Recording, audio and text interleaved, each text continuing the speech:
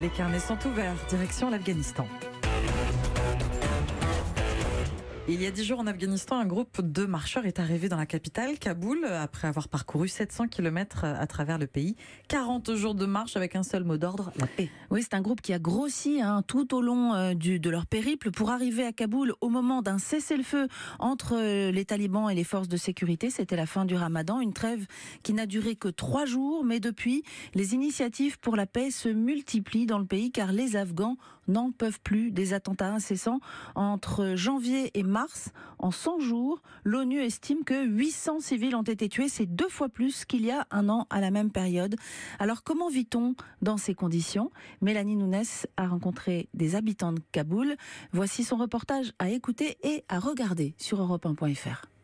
Alignés le long des bâtiments effondrés, des checkpoints tous les 2 km, gardés par des soldats afghans, kalachnikov en bandoulière. Les rues poussiéreuses semblent vides, sous la chaleur écrasante de Kaboul. Aujourd'hui, peu d'Afghans se risquent à sortir.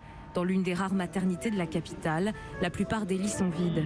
Certaines femmes ne veulent pas se déplacer pour accoucher. Dans sa large tunique jaune, Sabera, infirmière de 72 ans, continue à venir en aide à ces femmes, malgré la peur. Si les rues sont sûres, alors elles peuvent venir jusqu'ici, sinon elles ne viennent pas. Moi, par exemple, je ne sors que très rarement de l'hôpital. C'est beaucoup trop dangereux. Et avant, tout était différent, cela ne posait aucun problème. On allait en mini-jupe à la faculté.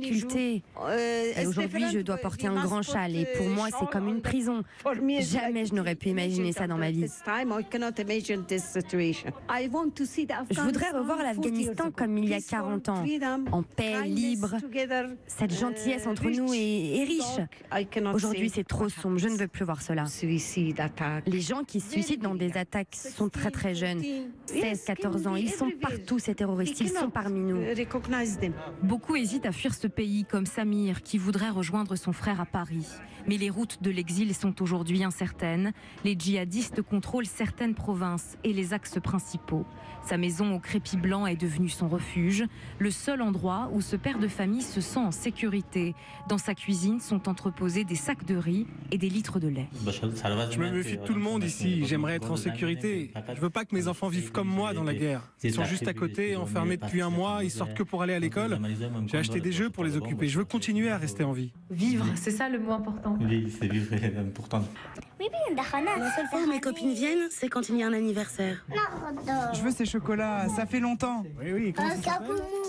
C'est Kokomo. Il y a du chocolat. À quelques rues de chez Samir, un quartier huppé de la capitale. C'est ici que Mati a installé ses bureaux. À 23 ans, ce brillant diplômé a monté sa start-up. Il ne veut pas donner raison aux terroristes. S'il reste, c'est avant tout pour montrer à sa génération qu'un espoir et un avenir existent, malgré le marasme économique du pays et la montée des attentats. C'est quartier Char. Ça veut dire quoi, Char ? Numéro 4. À ce quartier, il y avait une explosion dans notre bureau. Mais heureusement qu'on a survécu. Ça arrivait jusqu'à 8 attentats dans le même jour, dans le même quartier. C'est un enfer. Mais après, je veux dire que l'Afghanistan, ce n'est pas seulement la guerre. Ce n'est pas seulement le terreur. Et ce qui est très bien chez des Afghans, c'est la résilience lorsqu'il se passe des trucs comme ça. D'après moi, ça prend du temps, mais l'avenir est brillant. L'avenir est bien. Qui est-ce qui peut ramener la paix à Kaboul et en Afghanistan ? D'abord, je pense que c'est la mentalité. Si on arrive à arrêter la guerre dans la tête, et le deuxième truc, c'est l'économie. Des terroristes, le moindre tarif qu'ils payent pour quelqu'un qui est nouvellement recruté, c'est $350. Alors qu'ici à Kaboul, il y a des jeunes qui sont prêts à travailler pour 3000 Afghans, moins de $50. $350 par mois, 5 fois le salaire moyen dans le pays. Sarah partage le sentiment de Mati. À 24 ans, elle aussi fait partie de cette nouvelle génération qui veut faire bouger les lignes. La jeune femme qui se définit comme féministe et progressiste porte un jean et une veste militaire, très loin de la burqa traditionnelle. Je ne veux pas partir. Je travaille dehors, je vais à des événements. Je vais à des soirées chez des amis. J'essaie juste de vivre. Et il y a tellement de choses à faire encore ici. On peut encore s'amuser, il y a encore de la joie. Même si évidemment on a peur parfois de mourir en prenant ce risque. De toute façon, même si vous restez chez vous, vous n'êtes pas sûr du tout de rester en vie. ne sait jamais où ça peut arriver, ce genre d'attaque. Ça peut être partout, on reste traumatisé. Il y a eu une grosse attaque dans mon université. J'y étais 5 minutes plus tôt. J'ai perdu de très bons amis et ce qui est horrible, c'est qu'on s'habitue à ça. Tout ça nous déshumanise.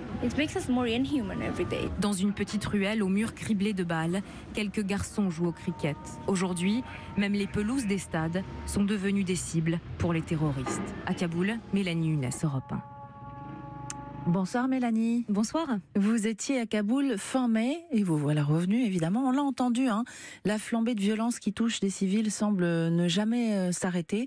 Et pendant ce temps, en Europe, la question migratoire est source d'énormes tensions. On suit ça évidemment tous ces jours-ci, ce qui explique que pas mal de pays, dont la France, expulsent des Afghans vers leur pays d'origine. Dans quelle proportion ? Eh bien, je vais vous donner les chiffres de la CIMAD, cette association de soutien aux migrants et réfugiés. Des chiffres publiés en octobre dernier. En 2016, la France a renvoyé 600 Afghans dans leur pays. L'Allemagne, c'est presque 3500. 1500 depuis la Grèce et 1000 depuis la Suède. En tout, 10 000 Afghans ont dû quitter l'Europe faute d'avoir obtenu un statut de réfugié. C'est en fait 3 fois plus que l'année précédente, en 2015. Alors, est-ce que cette augmentation est due à l'accord passé il y a 2 ans entre l'Union européenne et l'Afghanistan pour faciliter le retour des Afghans dans leur pays ? Alors oui, sans doute. L'Afghanistan reprend ses ressortissants et en échange, l'aide internationale lui est garantie. Or, ça représente près de 70% de ses revenus annuels.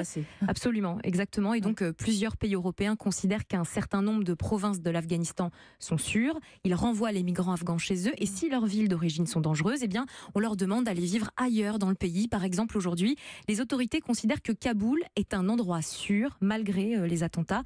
Alors, ce qui se passe dans la réalité, c'est que beaucoup d'Afghans qui sont contraints de repartir ne rentrent jamais chez eux. Souvent, ils ont fui des provinces tenues par les talibans. Et donc, à leur retour, ils s'échouent dans des camps de fortune à la périphérie de la capitale. Merci Mélanie de nous avoir permis d'entendre ces Kaboulis, dont ces jeunes qui ont encore de l'espoir, qui s'accrochent. Bon, c'est un peu entre espoir et fatalisme. Absolument, merci. À bientôt. Beaucoup.